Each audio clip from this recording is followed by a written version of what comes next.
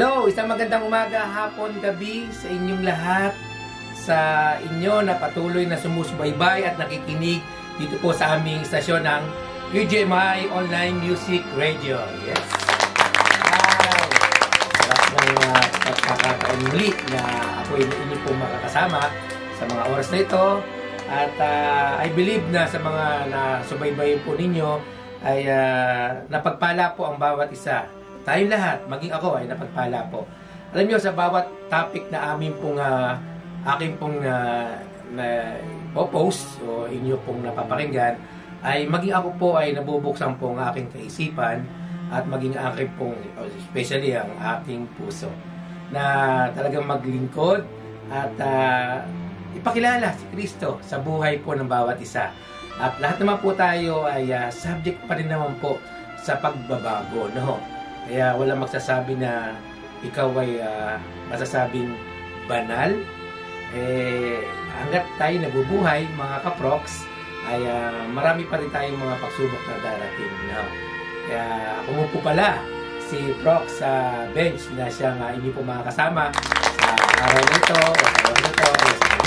ang mga kayo sa sulok ng mundo ito na kikinig at nakakapanood. Ang aking pong partner na si Prox Merwin ay patuloy pa rin po na hindi ko po rin po siya makakasama. Maaaring siguro sa mga susunod po talagang topic. But sabi ko nga po ay hindi po ito dapat maputol o mga bagay na dapat hindi mahinto itong aming pong programang ito, sapagkat anytime naman po ay bukas po ang EGMI Online Music Radio at maging po yung EGMI Music na inyo po napapakinggan sa aming pong istasyon. At nga po, maraming pong salamat sa lahat po na mga sumusubaybay at sumusuport po sa aming pong istasyon ito na nasa 20,600 na po tayo. Yeah! So, ito po ay para po sa ating po lahat, mga kaproks, no? At ako'y natutuwa, kagalakan, dahil dito po sa istasyon pong ito ay express po natin ang ating pong nararamdaman, ating soloobin. But bagamat hindi naman dapat kailangan ikaw ay sabihin na pasaringin yung pong mga aming pong tinatapik, kundi paalalahanan. Yan. Paalalahanan, ito pong aming pong istasyon nito at gisingin yung mga bagay na dapat gisingin sa mga katotohanan. Yun. So, wala pong patama, kundi paalalahanan. Yan. So, yung mga nagdaan po natin topic ay talagang napakasarap na balikan. Yun nga po yung mga, yung respeto, yung pagtitiwala nga po na naka-online na nga po, nakalabas na, ay napapakinggan nyo na. At ngayon nga po, napakaganda naman po ang ating pong tatalakayin. Dahil nga sa puso, mula sa puso, yan. Ating pong pag-uusapan yung pong nagdaang Valentine's Day. So, bakit nga ba may Valentine's Day? At bakit yung ibang Kristiyano ay hindi naman actually naniniwala, kundi ayaw nilang banggitin yung Valentine's Day. Yan. So, sabi nga, kaya kung ating pong aaralin, ay wala naman actually talagang sa Biblia na Valentine's Day. Sabi nga sa Tagalog, sabi daw, araw ng mga puso. Parang, kasi ninyo, Valentine's Day, araw ng puso. Parang, o nga naman, di ba? Parang malayo. Pero, yun ang ginagamit na term. O yung ginagawa ng mga buong, especially sa mga Pilipino, na yung araw ng puso. Yan. Actually, yung Valentine's Day ay hango naman yan talaga sa Saint Valentino o Valentino nga, Saint Valentin, yan. So, ibig sabihin, nung panahon noon na mayroong isang pare na siyang na talagang nandun yung kanya pong pagmamahal, no? Pagmamahal na talagang dinedicate niya yung kanyang sarili sa paglilingkod at sa kawang gawa. So parang ginamit siya na parang isang ehemplo o simbolo ng pag-ibig. At nung panahon naman din doon noon ay araw din ng mga pagpapakasal sa mga tao. So, alam nyo, maraming mga version na lumabas, but deep inside, alam naman po natin na katulad ng kapanganakan ng ating Panginoon, sinasabi nila ay patuloy na yun daw yung ating po daw na yung panganakan ng Panginoon is December. Pero which wala naman talaga sa Biblia na araw ng December. No, pero sineselebrate natin yung panganakan ng Panginoon. So, maganda rin naman na mas lalo natin na i-apply yung ating mga nakagisnan, bagamat yung iba talaga is ayaw nilang sumunod sa mga nakagisnan na. But sabi ko nga, para sa akin ay wala namang masama, no? Walang masama kung mag-celebrate ka ng araw ng puso o araw ng baga, araw ng bituka, araw ng ulo. No, hindi yun eh. Ang point doon is maganda naman po na meron tayong sineselebrate na inaalala, especially yung pagmamahal. So ito po yung topic natin na alin daw ang dapat bang mag-celebrate ang Christian sa araw ng puso. Yun ang ating pong topic. No, araw ng puso. So ito po, dahil na po sa atin po ay sinasabi yung po daw sinasabi ng isa na kapag ikaw daw ay nanligaw o ikaw ay may napusuhan, wag daw puso ang pairalin, kundi isip. Yun ang sabi ng iba. Pero hindi po natin yun ang dapat natin sundin. Sapagkat ang puso ang nagsasabi sa isip, hindi ang isip ang nagsasabi sa puso. No? So, let's see. Basahin ko lang po itong isa pong verse na akin pong nabasa at maaaring makatulong po ito sa atin po kung bakit ang puso ang dapat unahin, hindi ang isip. Ito po sa Mateo 15 verse 19. Sapagkat sa puso nanggagaling ang masasamang pag-iisip. Mga pagpatay, mga pangalunya, pakikiapid, mga panagnanakaw, mga pagsaksi sa hindi katotohanan, mga pamumusong. Lalim. But yun po yung sinasabi niya ay sa puso nanggagaling ang minsan masasamang pag-isip. So ibig sabihin, ibalik na rin po natin ay sa puso din naman nanggagaling ang mga bawat nating desisyon na ginagawa. No? So malinaw po yun sa Mateo 15 verse 19 na ang puso po ang dapat unahin, hindi ang isip. No. Siguro masasabi po yan ng iba na mga nasa labas, nasa worldly ng kaisipan nila, dapat sabi daw nila is isip daw, wag daw puso. Hindi po pwede. Malinaw na sinasabi na ang puso ang magsasabi para dito sa ating isip. So, paano mo mamahalin yung isang tao kung hindi mo pairalin ang iyong puso? Okay? Paano mo masasabi sa kanya na mahal kita, pero hindi mo pairalin ang iyong puso? Ang hirap yun, di ba? Mga kaproks.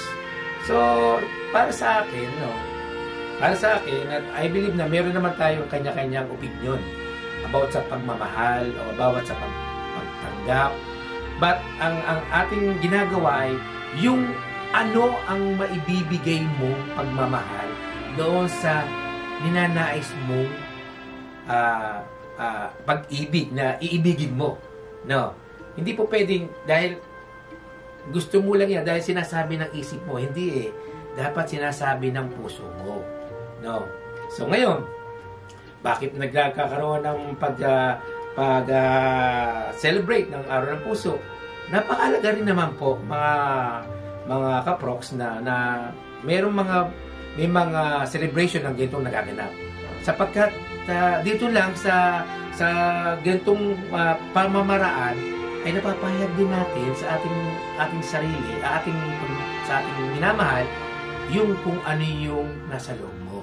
Although hindi naman dapat laging isipin lang natin na diba, reporting lang dahil di na ang okasyon. No. Dapat araw-araw, minuto o segundo, dapat sinasabi mo yan sa minamahal mo. Na kahit matutulog ka, sabihin mo, mahal, honey, love, mahal na mahal kita. No. Kahit tulog, gising, sabihin mo. Bakit? Kasi habang tayo nabubuhay, ay maipadama natin sa ating pagmamahal. Pagmamahal para sa ating minamahal. Hindi lang sa dahil sa may mga asawa o may mga jowa o mga girlfriend, boyfriend, kahit sa pamilya mo, kahit sa nanay mo, tatay mo. Di mo ba masabi na, time, I love you. Nay, I love you. Di ba? Pwede mo sabihin. Dahil mas maganda mong ipadama sa kanila na buhay. Kaya sa yun sasabihin mo na isa na siyang hindi na niya marinig yung bagay na gusto mong sabihin, Nay, mahal kita. Wala nang buhay, di ba? Kung say nandiyan na namayapa na, useless lang yung sinasabi mong pagmamahal. Hanggat buhay ang iyong mga minamahal, sabihin mo yung tunay mong nararamdaman. Huwag mong itago, huwag mong sabihin na sakala lang. Marami pang panahon, maraming oras. No. Minsan, sinasabi sa atin, may conviction tayo na dapat sabihin na natin sa ating minamahal yung ano yung nararamdaman mo para sa kanya. Hindi dahil sa, makikita ko naman siya bukas, makakusap ko naman siya bukas. No. Kaya nga maganda rin talaga na mayroong mga okasyon na ganito na laging nagpapalala. Paano kung ang okasyon natin araw-araw Valentine's Day o araw ng puso, di ba? Araw-araw yun.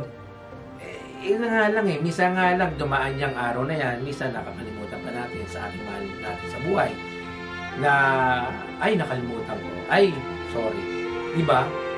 So, sayang yung panahon na iginugol natin, na sinasabi mo na mahal mo yung iyong minamahal.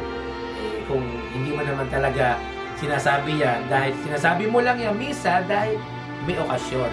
Huwag po gano'n, mga kaproks. Dapat natin sabihin sa kanila na tayo po ay laging mo refresh ang sarili mo sa kanya.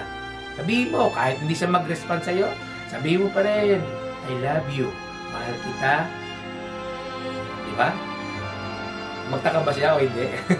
Hindi. Siyempre, kung lagi mo sinasabi, hindi na magkataka yan. No. At yun nga, mga kaproks, sa atin po bilang isang Kristiyano, ay alam naman po natin kung sino yung unang umibig at nagmahal sa atin. Walang iba ang ating Panginoon, diba? So, pinakikita lang dito na tayo din dapat ay magmahal ng ating kapwa. Okay ating kapwa, hindi lang po ang ating mga magulang, hindi po ating mga mahal natin sa buhay, o mahal natin na lagi natin nakasama, kundi yung mga kapwa natin. Mahalin din po natin. Ang hirap nyo. Sabi nga sa Biblia, panalangin mo pa nga mahalin mo, ibigin mo ang iyong kapwa. Diba? Mahirap yun. Pero, yun ang utos. Mahalin mo, ibigin mo. So, ibig sabihin, ay kapag po tayo ay nagmahal sa ating po mga magulang, mga relatives, idamay na po natin yung ating kapwa. Mahalin po natin sila kung paano pagmamahal na nagpapakita mo sa kanila or pagtulong sa kanila, ganoon din po sa ating kapwa. Maging perdo po tayo. Patas. Yun. Sa ating po sabi ng isang Kristiyano, especially sa ating po sa ministry na ating pong kinabibilangan sa music, ay minsan nagkakataon na merong isang tao na gusto mong tulungan, especially sa pagkanta, gusto mo siyang tulungan dahil minsan nasa sintonado o wala sa tono, ay pwede mo naman siyang way na sabihan o sabihin na merong pagmamahal na wag mo naman siyang parang bibiglain na sasabihin mo sa kanya na sintonado ka, wala ka sa tono. Maybe na kung mas magka-close na kayo, Pero kung baguhan lang siya, eh masasaktan po siya, mga kaproks. Pero, iyon ang tama na dandahanin mo lang, huwag mong biglain. Lalo't sa ipago. Kung mahal mo yung taong iyo, ituturo mo yung tama. No. Kahit sa pagtugtog, kung alam mong nasisintonado yung tumugtog yun, wala sa tono, yung paggigitara, pagdadrop, ituro mo. Kasi, mahal mo yung kapwa mo, mahal mo yung kapatid mo.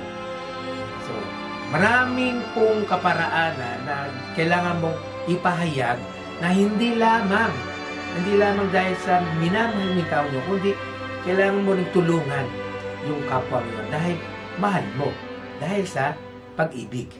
Now, so, bakit naman natin na lahat tayo ay unang umibig sa atin ng ating Panginoon.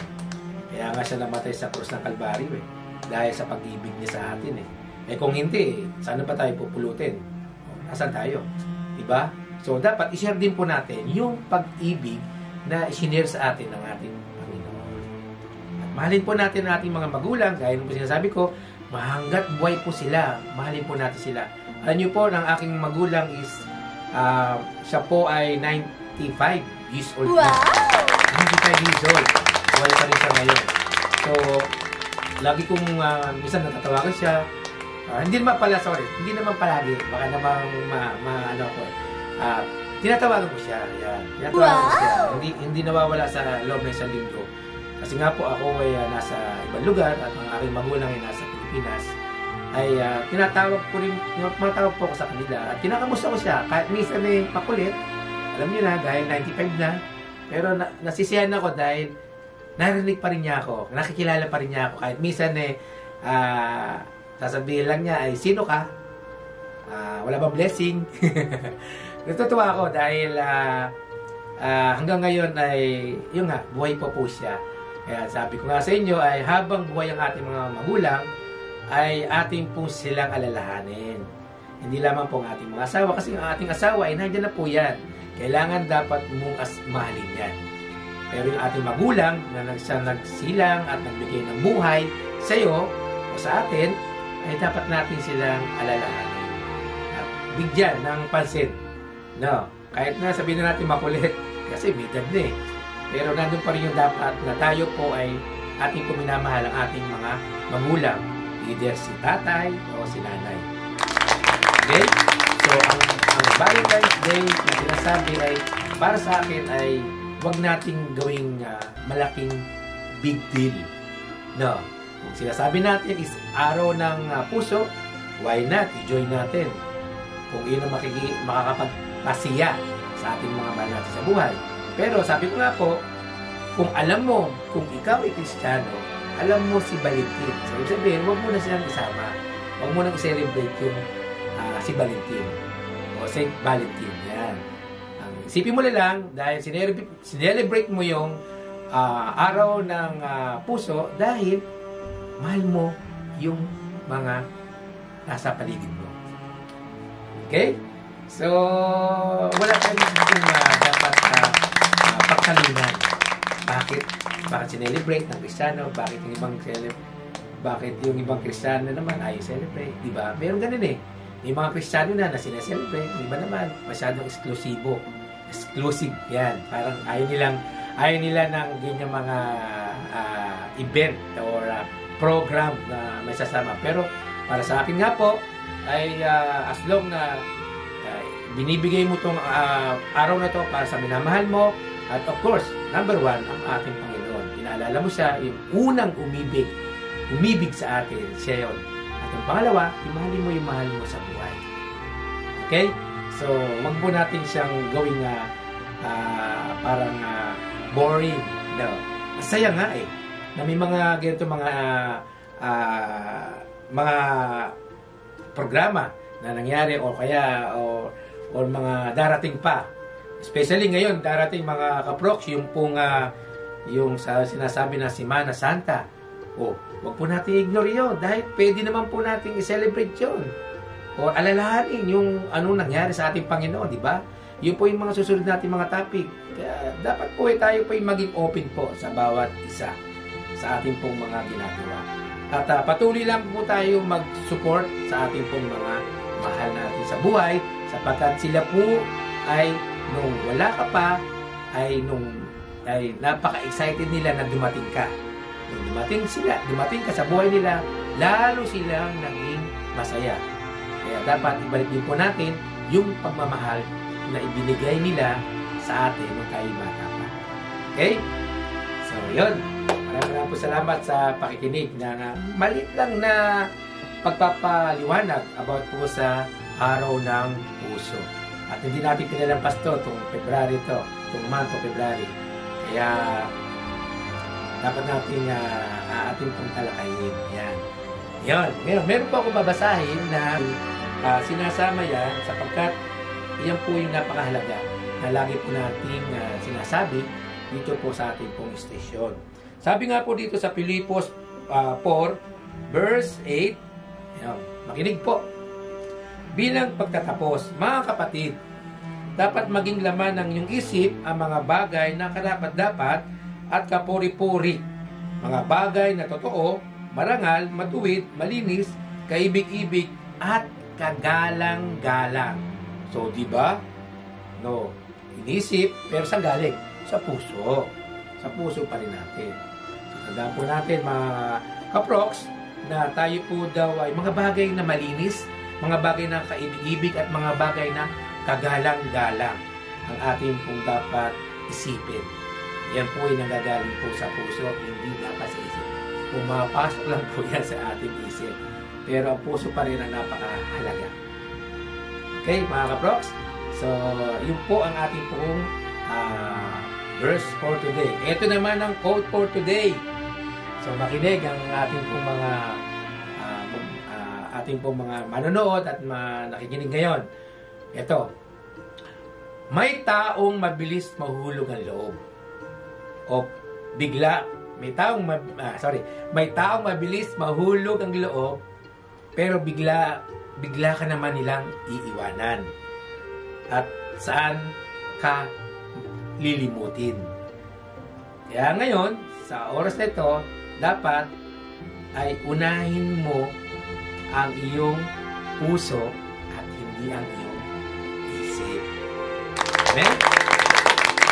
So, parang parang kasama ito itong ito. Yun nga po mga kaproks, sapagkat yung pong ating pong tinapit ngayon ay patuloy lamang natin namnamin yung pong dumaan na araw ng puso. At gaya po ng ating pong nasabi ay tayo po daw ay maging mapagmahal sa ating Panginoon at maging pangalawa ay sa ating kapwa. So, napakasarap po talaga ng isang pinag-uusapan po natin yung it's about para sa araw ng puso. Pagkat napakasarap naman po talaga na tayo pong lahat ay nagmamahalan. Nagmamahalan sa ating mahal natin sa buhay, nagmamahalan sa ating mga kapwa, at nagmamahalan. Kahit mo yung sinasabi natin kaaway,